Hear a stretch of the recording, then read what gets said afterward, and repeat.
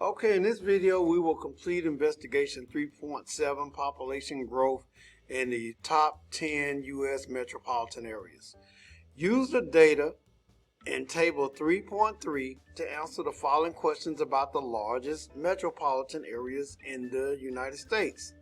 Here is table 3.3 from the textbook. Okay, all right, so here's the data. Notice we have the metropolitan area. We have a population, its population in the year 2000. We have its population 10 years later. And we have the growth and the rate. So the first thing we want to do is enter the two middle columns of population data into a spreadsheet. Let's do that first. So we're going to go to, first of all, let's go here and add another tab. Okay. Let's go to the Google menu. Let's look for Sheets. Okay. All right. Then you're going to start a new spreadsheet by clicking on the plus sign here. Okay. So in columns A and B is where you're going to enter in. You're going to just type those numbers in. Those are the only numbers you're going to type in. One, where I have already type the information. So we've done that. Now it's very important that you go ahead and save this information to share it with me. So you're going to press share.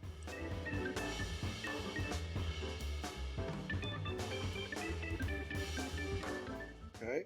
You're going to change the access to Dallas Independent School District. Normally it's on restricted, but you're going to click on that, change the drop down to Dallas Independent School District. You're going to click on copy link, and then you're going to go done. All right, do that immediately. Then go back to Classkick, and you're going to click on the right to the next to the camera. You'll see the add link tool. Click there. You can call this I'm gonna call mine example 3.7 since that's the name of my spreadsheet, and then I'm gonna paste the URL with Control V, and then I hit save. When I do that, it shows up here. I'm gonna drag this down right there where it says paste spreadsheet link here. That's what I'm gonna put it. Okay, now I'm going back to the spreadsheet by going back to it, and let's look at what we're going to do here. It said we entered the two middle columns of population data into the spreadsheet. So now let's complete the growth and the rate columns using list operations on the entire columns of population data. Do not compute one row at a time. And once we do this, we'll check for errors. So let's go back to example 3.7, or let's go back to my spreadsheet. And remember, looking at the data, look at that first, look at this value right here. If I can't really underline it. But if you look at this value right, I'm going to underline it, I will. Right there. Where did that number come from? Okay. Keep in mind that all we have is this number, and we have this number. So the question is, what did I do with this population and this population to get this one? You could take a guess, and it looks like we subtracted them. So let's see if that's what happened. Let's go to 3.7. Let's put our cursor in cell C. Let's enter a formula by typing an equal sign, and let's see if we subtract A from B. So I'm going to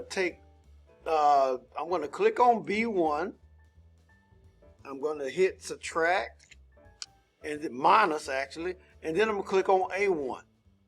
And let's see if I press enter, if that gives me the same number. I do that, it gives me 5, it gives me the same number. And then it asks me if I want to fill in the rest of them, and I do yes. Notice that I did not do them one at a time. I did all of them together. And let's double check.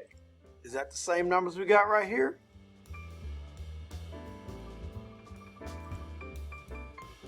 They are the same. How do we get a percent growth rate? All right, well, we get a percent as a part of a whole. So that means this growth is part of a whole, which is one of these two. Let's see if it's part of, let's just see which one of these will give us that rate. And when you're dealing with percent, you know you got to deal with division because it's a fraction. So let's try the growth divided by the population here. Let's see if that works. So let's put an equal sign. Let's take that growth and let's divide it by, and look at it, it already is suggesting that I try B1. Well, let's try it. If I do B1, notice that it's already giving me a result that doesn't look like what we have in the table. So B1 is not going to work. But let's try A1 instead. See, that didn't work out. Let's clear that. Delete. Let's put in an equal sign. And let's try C1 divided by A1 instead of B1. So I'm going to type C1 divided by A1. And if I hit enter, that gives me the 3.13%. And the reason why it gave it to me in percent form because I already had clicked my percent. Otherwise it would look like, well, that's what it looks like. So if yours don't look like this, to make sure you click the percent there, format as percent. I like these numbers, so I'm going to go ahead and hit the question, the check mark, and I'm going to check that against the rates here, and they're identical. So everything looks the same, and I can already answer this question yes or no. I can circle. I can actually use my tool and I can say, did I find any errors? No errors. I found no errors. Okay. All right. So we've done that. We have completed A. Check. We've done A.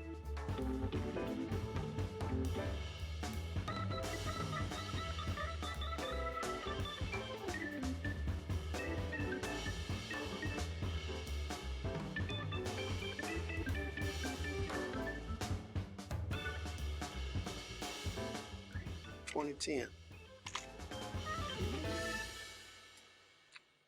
All right, that's what we did. That's in a nutshell. How were the growth rates values computed?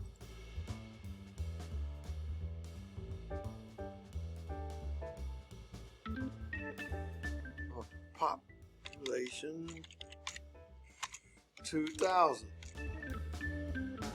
All right. So in the census of 2010, the total population of the United States was 308,745,538. What percentage of the United States residents lived in the 10 largest metropolitan statistical areas in 2010? So let's look at 2010 and let's get a percent of this number. So we go back. Let's go back to our spreadsheet. We'll go here and let's hit an equal sign. And we're going to take here. We're looking at 2010. So 2010 is this number right here. And I'm going to divide that by the total population they gave us, which was 308. And let me just do this one time. 308. I believe that was 745. And what was the rest of it? 538. And if I press enter, I get 6.12%, and I like the rest of these. So what are we saying? We're saying this was actually New York here. This is New York in 2010. So in 2010, New York's population was 6.12% of the total population of the United States. That's what they were saying. All right. So, and we did the same for all of the cities, all 10 cities. All right. Notice in 2010, Dallas was 2% of the population. Okay. So, E, what if the growth rate from 2010 to 2020 is the same as it was from 2000 to 2010? Would the populations for these 10, what would the populations be for these 10 MSLs for in the 2020 census? So let's go ahead and add that to our spreadsheet. So actually I didn't need to scroll up. I can just stay right there. Let's go right here. Let's go back there. Let's see.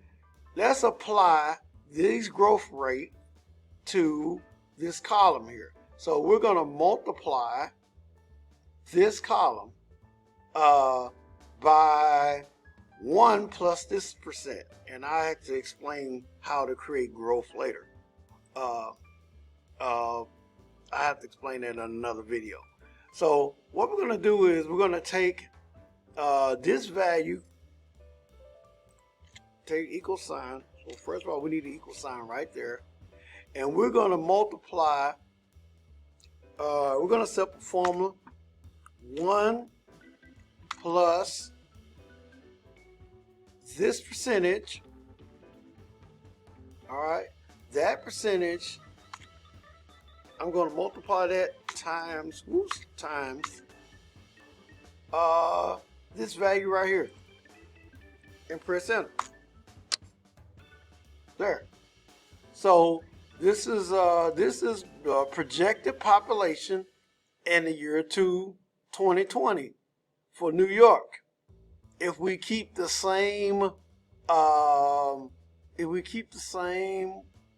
let's see, did I multiply by the growth? Let me double check. See, E1, oh, nope, we weren't supposed to use E1, or were we? No, we were supposed to use D. All right, sorry, I used the wrong one. So let me change. The great thing about spreadsheet is I don't have to do anything but just change the right, make one change, make that a D. Fix that. And now, let's see, do I need to fix the rest of them? I do, but what I'm going to do now is just copy that down. Yeah, and let's see if that fixed it. That fixed it. Yeah. So now look at it. Now look at our numbers there. So this is these are the populations in 2020. So I'm going to label this just so you know. This is a population in 2020. This is the population in 2010. And these numbers are the population in 2000. Of the 10 largest metropolitan centers. This again is their growth. That's their growth from 2000 to 2010. This is their growth rate. And this is percentage of total population. Percent of total pop. So, and that completes, should be almost everything in there. Yeah. All right. If there would the population, we just did that in E. Do you think the ranking would change? Looking at the ranking, let's look. Is anything different? Yeah, I think, let's see. No, I think eventually the rank is going to change because I'm noticing that Dallas is increasing at a much faster, is growing much faster than New York is. So I think that if I extrapolate this over if I really did this over an extended period of time, it'll be a big difference. And that completes this expiration.